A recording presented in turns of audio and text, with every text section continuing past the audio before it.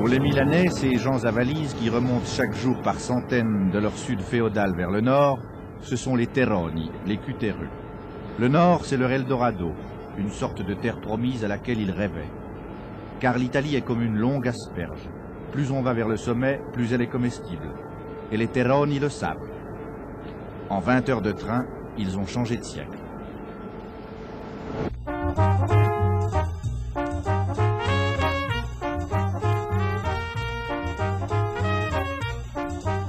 Ici, le futur a déjà commencé. C'est bientôt le meilleur des mondes. Milan fait envie aux Américains qui l'ont baptisée la fabuleuse, la ville des autocrates et des forces gigantesques. 1,5 million d'habitants, 700 000 téléphones qui servent à dire je t'aime ou j'achète. Un portefeuille individuel 5 fois plus gros que celui du Calabrais. Des guichets de banque où l'on fait ses comptes sans descendre de voiture. 55 000 habitants de plus tous les ans, 200 000 téléviseurs, du bruit, une fièvre de cavale au galop, Milan.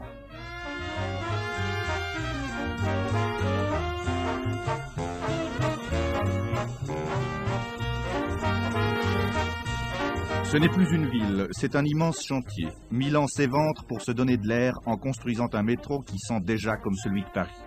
Milan éclate et retombe en pluie d'usines à sa périphérie. 46% de maisons en plus en 10 ans. Tout le nord italien, dont elle est la capitale, vit à son rythme inouï.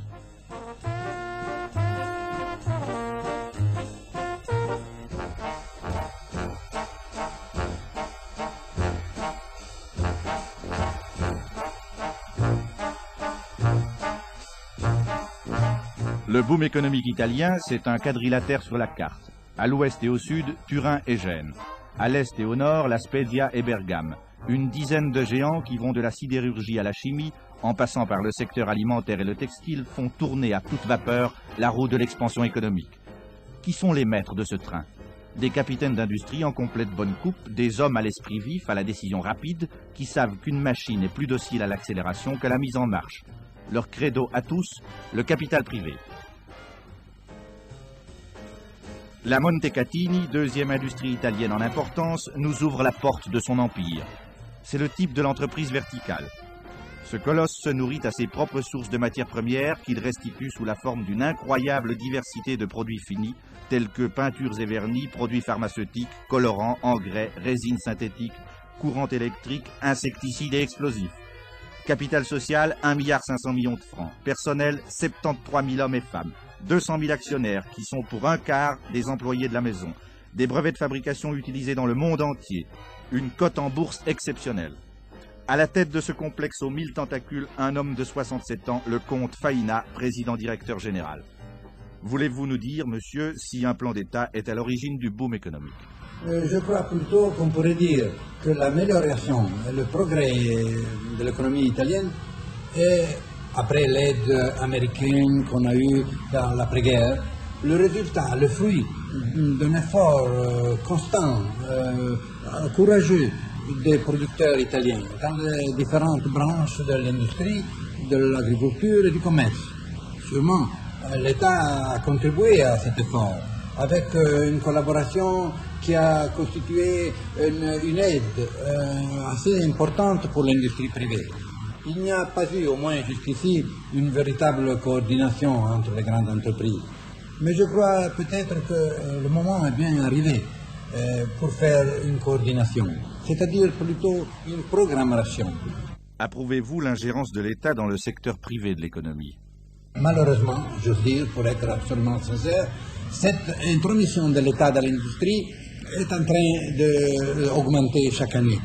Et si on pense, comme je disais tout à l'heure, que l'Italie est encore un pays en grande partie pauvre et qui a de grands besoins, je trouve qu'il est redoutable, qu'il est critiquable que l'État utilise ses ressources économiques qui ne sont pas très larges pour faire des industries au lieu de faire ce qui correspond à ses devoirs absolus, c'est-à-dire faire des écoles avant tout, et puis des routes, et puis des ports, et puis des aqueducs, et des hôpitaux et tout ça. Cette critique équivaut à une profession de foi. Les options du libéralisme économique seront éternellement en lutte contre celles de l'État patron. Doit-on en déduire que deux tendances s'affrontent à l'intérieur du miracle italien? L'affirmer serait tenir pour nul la conjonction d'intérêts qui lie le capital privé et l'État dans la perspective du marché commun. Cet âge d'or économique est aujourd'hui aux portes de l'Italie. Son avènement attendu influence le développement de l'industrie textile notamment, qui fut introduite dans le nord de la péninsule voici plus d'un siècle par des Suisses tels que ces glaronnais tenaces, les frères Legler de Bergame.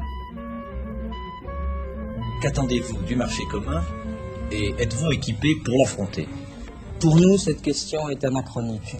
En effet, le marché commun, nous l'attendons déjà depuis pas mal d'années et on peut dire que nous sommes prêts à l'affronter. J'ai même jusqu'à dire que c'est le marché commun qui n'est pas prêt pour nous. Actuellement, nous travaillons dans environ 40 pays et notre production a doublé en 10 ans. Pour notre société, la première conséquence de ce boom économique est évidemment un accroissement énorme de la production, puisque nous fabriquons actuellement à peu près 10 fois plus de fantaisie. Pensez-vous que le goût italien soit un des principaux facteurs d'expansion? Absolument. Je crois qu'on peut parler d'une nouvelle influence d'un pays latin sur l'Europe et même sur le monde entier, puisqu'on trouve actuellement l'influence italienne jusqu'aux États-Unis. Ce goût, le génie créateur des Italiens l'impose avec une éclatante autorité dans tous les secteurs de la vie quotidienne.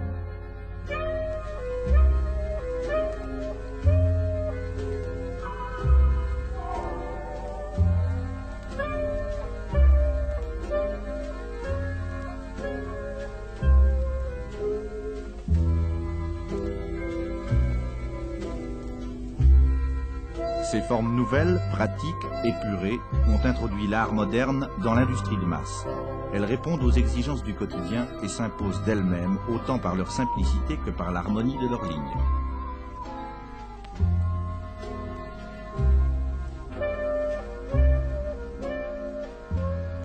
Un des maîtres de l'esthétique industrielle italienne nous le disait: Si Leonardo da Vinci vivait aujourd'hui, il se détournerait de la Joconde et dessinerait les carrosseries d'automobiles.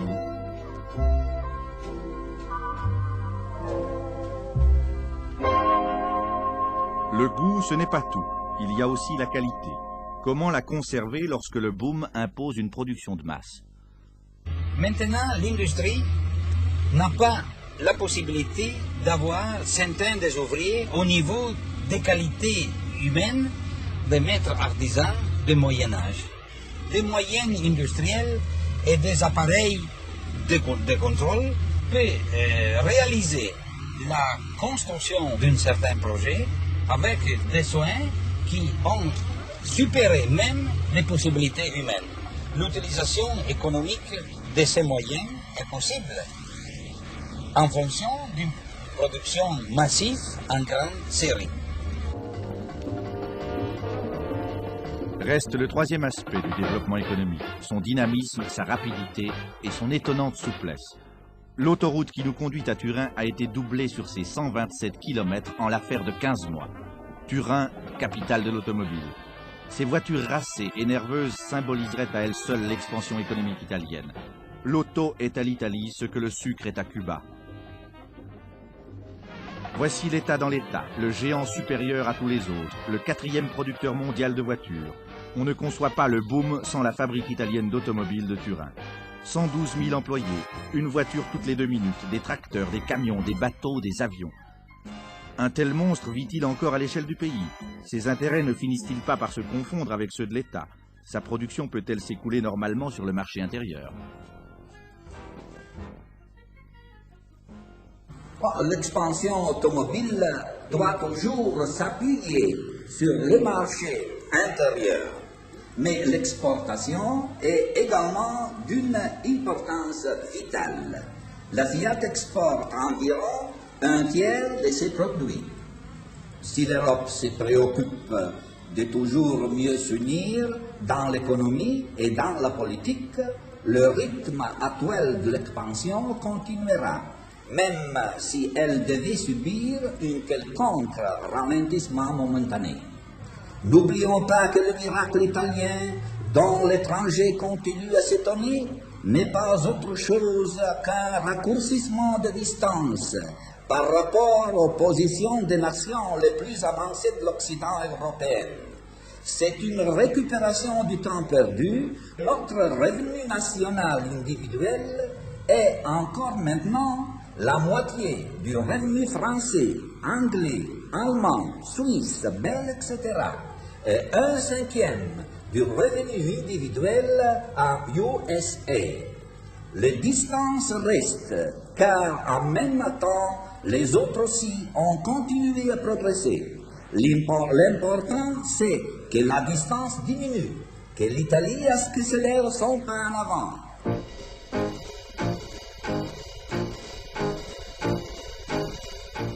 Et l'homme, que devient-il dans cette aventure des temps modernes? La réponse appartiendrait aux médecins si cette marche de rouleau compresseur laissait encore le temps de comptabiliser les attaques cardiaques et les maladies nerveuses. Mais les graphiques parlent de toute autre chose. Ils traduisent le langage des sociologues. L'expansion économique provoqua d'abord chez les protagonistes du boom un furieux désir de mieux vivre. Y parvient-il? Pas complètement. Dans une deuxième phase, c'est la génération de ceux qui ont aujourd'hui 15 ans qui bénéficiera pleinement de l'évolution en cours. Les aspirations des parents se réaliseront dans leurs descendants. Ouvriers et patrons bénéficient inégalement de l'expansion. Pour les premiers, l'enrichissement des seconds est trop rapide. C'est ce qui provoque, malgré le miracle, les cortèges de protestation que nous avons rencontrés dans les grandes cités du Nord. La masse ouvrière montre ainsi qu'elle a une idée précise de l'évolution, encore que 20 ans de fascisme aient fortement émoussé sa conscience de classe. 3 grandes centrales syndicales, communistes, socialistes et catholiques, se disputent la clientèle ouvrière tout en recherchant l'unité d'action à l'intérieur du boom. Combien y a-t-il d'ouvriers syndiqués? Pour les 20%. C'est assez faible. C'est assez faible. Et il est dû, je crois, à l'état de division syndicats et aussi à certaines positions d'illégalité du patronat italien. De combien d'heures est la semaine de travail? 48 en général, excusez-moi. Mais il y a des secteurs qui l'ont obtenu en réduction de travail. Les textiles qui l'ont 46 heures et demie. Oui. La banque, 42. Les secteurs de la fonction publique, de 42 à 45. Quelle est la moyenne des salaires en Italie du Nord? 60 000 par mois. Mais avec les prestations sociales, presque 90 000. En comparaison, un appartement pour 4 personnes coûte 14 000 livres dans une habitation à loyer modéré et 35 000 livres dans les autres. Quelle est la conséquence majeure du boom sur l'organisation de la vie syndicale? L'élimination du chômage, la transformation des entreprises avec la promotion de nouvelles générations de travailleurs qui n'ont pas connu la période de crise économique et politique, la distinction entre la lutte de partis et les luttes à but économique ont permis au mouvement ouvrier italien de passer de la défensive à l'offensive. Pour freiner cette offensive, les patrons, c'est normal, minimisent l'importance du boom. Je crois que le miracle est une chose qui n'appartient pas aux hommes. C'est seulement Dieu qui peut faire des miracles. Nous n'avons pas fait des miracles. Nous avons fait simplement un effort avec toutes nos forces et avec une grande confiance dans l'avenir. Nous croyons d'avoir fait le bien de notre pays, mais nous pensons qu'il y a encore beaucoup de choses à faire et de grandes difficultés à surmonter. Il existe un miracle qui profite presque uniquement au patronat. Le miracle est fondé sur 3 considérations principales. Les bas salaires, les plus bas du marché commun européen, l'immigration, les processus de modernisation du travail, de l'introduction des méthodes nouvelles de travail. En général, la productivité a augmenté considérablement, mais les salaires n'ont pas suivi les mêmes mouvements. On peut dire encore que le régime fiscal profite aux classes patronales. Pourtant, tous ces géants de l'industrie ont compris l'importance du facteur humain. Leur intérêt commande de développer des institutions sociales nouvelles. Dans certains cas, ils font même école. C'est ainsi que la Olivetti abandonne à ses 10 000 ouvriers la gestion de ses services sociaux. Elle s'est tracée une voie précise. Comment faire que le processus de promotion de l'homme ne soit pas confié entièrement au jeu de force automatique qui assiste dans toutes les sociétés. Il faut intervenir aussi, car pas seulement la deuxième génération, mais aussi la génération protagoniste du processus de croissance. Et ces bénéfices puissent avoir ces bénéfices directs dans le moment même dans lequel ils sont produits. C'est un comité de gestion élu par les ouvriers qui régit en toute responsabilité la marche des services sociaux d'Olivetti. Il en vote le budget, il est souverain absolu dans tous les domaines qui n'intéressent pas directement les plans de fabrication. On le retrouve au jardin d'enfants, dans les dispensaires de médecine préventive, à l'hôpital, dans la répartition des prêts à la construction de villas ouvrières, dans les tarifs et la composition des repas de cantine, dans la bibliothèque aux 50 000 volumes. Ainsi parvient-on à façonner un type d'ouvrier nouveau. Au-delà du paternalisme, l'homme qui travaille partage les responsabilités de la croissance économique. Son sort, sa vie ne dépendent plus du bon vouloir du patron. L'usine ne l'écrase plus. Pour apprécier cette réalité, consultons le fichier de l'entreprise. Sur 10 000 ouvriers, on n'enregistre pas 5 démissions par an. Mais par contre, on décline l'offre de milliers de postulants. Un tel résultat ne s'est pas fait tout seul. Il a fallu et il faut encore former professionnellement le personnel. La qualification ouvrière, tel est le problème clé que le boom commande de résoudre. L'Italie est un fabuleux réservoir de bras qui ne demande que travail, mais les techniques ont besoin de cela. Comment faire dès lors la synthèse du muscle est bientôt mondiale. Les géants de l'industrie italienne ont donné leur solution à cette équation capitale en fondant leurs propres écoles professionnelles. Elles prennent le relais de l'enseignement de l'État et canalisent vers la spécialisation industrielle des légions d'adolescents qui en Italie traditionnelle n'auraient fait que des manières fondamentales et des exigences puissantes. Voici l'école professionnelle de la Fiat, un modèle envié de tous les pays organisés. 800 garçons prolongent ici en 3 ans leur temps d'école à Milan. La discipline est stricte, le travail totalement improductif pendant toute la durée du cours. L'établissement distribue par un salaire décline. C'est à ce titre que le boom peut aller de l'avant. Produire. Aujourd'hui, ces jeunes symbolisent le sang frais qui coule dans les veines du pays. Demain, ils seront l'ossature. Les jeunes Italiens se rendent compte de plus en plus de l'absolue nécessité de s'orienter vers des professions techniques, de se rendre à l'étranger, d'apprendre les langues étrangères, enfin bref, de se mettre au diapason des grandes nations. Cette opinion est celle du directeur d'une entreprise suisse installée en Italie. L'expansion économique de l'Italie du Nord se manifestant aux portes de la Suisse, que pensez-vous de son importance pour notre pays? Eh bien, je suis persuadé que l'expansion économique de l'Italie du Nord présente pour notre pays un aspect très positif, en ce sens qu'il permettra d'améliorer les échanges commerciaux déjà très étroits qui lient la Suisse à l'Italie. Et ceci dans les deux sens, aussi bien pour la Suisse en tant que cliente de l'Italie que pour l'Italie en tant que cliente de la Suisse. En ce qui concerne un domaine qui me touche de plus près, celui de l'industrie chimique, je dois dire qu'il y a là pour nous la création de nouvelles sources d'approvisionnement. Ceci est intéressant pour la Suisse et nous permettra certainement d'élargir nos approvisionnements et de ne plus dépendre des fournisseurs habituels de notre pays. L'aspect miraculeux du boom italien n'est pas dans les chiffres, aussi frappant soit-il. L'expansion d'aujourd'hui, c'est surtout une garantie de promotion humaine. L'Italie du Sud se déverse vers le Nord réapparaît au Sud sous forme d'investissement. À la faveur de ce mouvement s'opère un extraordinaire brassage de population, au travers duquel prend véritablement forme l'unité italienne. Celle-ci n'a que 100 ans d'âge et une assise qu'aucun régime n'avait pu consolider. Or voici que l'Italie entre de plein pied dans une époque nouvelle qui apparaît comme une éclatante revanche sur 20 années stériles de fascisme.